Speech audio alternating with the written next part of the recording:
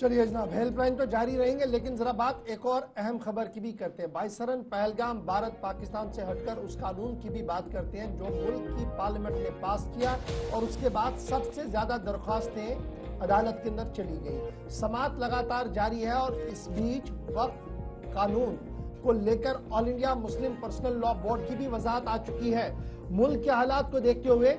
احتجاج کے اندر کی سرگرمیاں بھی تبدیل ہوں گی، یعنی احتجاج کس طریقے سے کرنا ہے، کیا نہیں کرنا ہے، اس ضمن میں بھی ایک حکمت عملی ترتیب رات دے دی گئی ہے۔ آل انڈیا مسلم پرسنل لا بورڈ نے کہا کہ ملک بھر کے اندر کیمپین شروع کیا جائے گا، اور دراصل زیادہ کیمپین ان ریاستوں کے اندر تیز کیا جائے گا جہاں پر بھارتیہ جنتا پارٹی والی حکومتیں ہیں، لیکن یہ کیمپین اور یہ ریلیاں اس طریقے سے منظم کرنی ہے تاکہ شر پسند عناصر کسی بھی طریقے سے ان پرامن احتجاجوں کو پرتشدد احتجاج نہ بنائے، اور اپنے حقیر مقاصد کے لیے اس عظیم مقصد کو قربان ہونے نہ دے۔ یہ کل آل انڈیا مسلم پرسنل لا بورڈ کی طرف سے کہا گیا ہے۔ دوسری بڑی بات یہ بھی کہی گئی کہ وقف ترمیمی قانون 2025 جو ملک بھر کے اندر لاگو ہو چکا ہے، اس کا جو ہم نے سیف وقف سیف کانسٹیٹیوشن کا نعرہ دیا ہے، کل جب یہ اجلاس حیدرآباد کے اندر ہوا تو اس میں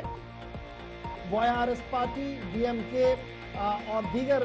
پارٹیوں کے رہنما بھی موجود رہے، تو فیصلہ یہ ہوا کہ سیکنڈ گائیڈ لائن جو جاری کر دی گئی کہ یہ تھا کہ نان کوآپریٹو جو ہے عدم تعاون کی جو تحریک ہے وہ بھی چلانے کی کوشش کی جائے گی۔ پبلک ریلیاں ان مقامات پر کی جائیں گی جو پراپرلی 100% پرامن ہو، جہاں پر لوگ آسانی کے ساتھ آ سکے جا سکے، اور کہیں پر بھی پتھراؤ، آگ زنی اور اس طریقے کی واردات نہ ہو، اس ضمن میں تمام تر چیزوں کو ہاتھ میں لینا ہوگا۔ تیسری بڑی بات یہ بھی کہی گئی کہ عدالت جس طریقے سے کیس کی سماعت کر رہی ہے، اس دوران عدالت کی کارروائی پر مکمل اعتماد اور اعتبار کا بھی یک بھروسہ دلایا گیا ہے۔ یہ تو آل انڈیا مسلم پرسنل لا بورڈ کی بات تھی، لیکن ملک بھر کے اندر مختلف انجمنیں اور ادارے بھی آہستہ آہستہ کر کے ملک کے اس قانون کے خلاف آواز اٹھانا شروع ہو گئے ہیں، اور اتر پردیش، لکھنؤ، مراد آباد کے اندر جو صورتحال تھی وہ تو گزشتہ دنوں ہم نے آپ کو دکھائی، مہاراشٹر اور دیگر ریاستوں کے اندر بھی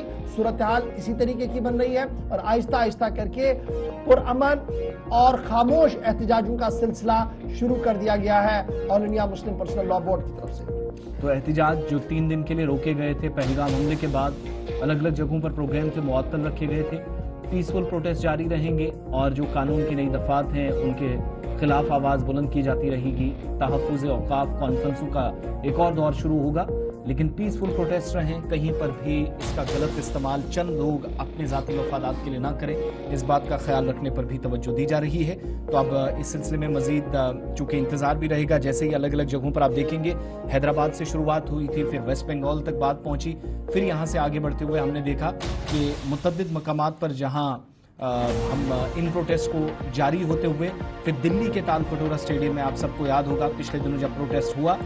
تو اس درمیان بھی فیصلہ ہوا تھا کہ ان کو کنٹینیو کیا جائے گا، لیکن بیچ میں جو صورتحال پورے ملک کے اندر بنی اس کے لیے تھوڑا سا انتظار کرنا ہوگا۔ اب ذرا بات حج 2025 کے حوالے سے بھی کر لیتے ہیں۔ سال 2025 میں عازمین کی ایک بڑی تعداد بھارت سے جانے والی ہے، کوٹے میں تھوڑی سی کمی کے باوجود بھی 1.5 لاکھ کے آس پاس عازمین کی تعداد آپ دیکھیں گے جو اس بار مقدس سفر پر جائے گی۔ لیکن حج تربیتی پروگرام کے بعد دستاویزات کا سلسلہ اور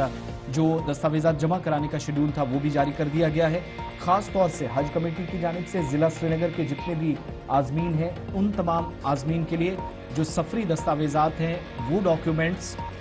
جو ان کو جمع کروانے ہیں، جو ان کو وصول کرنے ہیں، اس کے لیے شیڈول جاری کر دیا گیا ہے، اور اوقات کار جو متعلقہ حکام کی جانب سے حج کمیٹی کی جانب سے مطلع کیے گئے ہیں، جو شیڈول نوٹیفائی کیا گیا ہے، اس میں حج ہاؤس بمنا سری نگر میں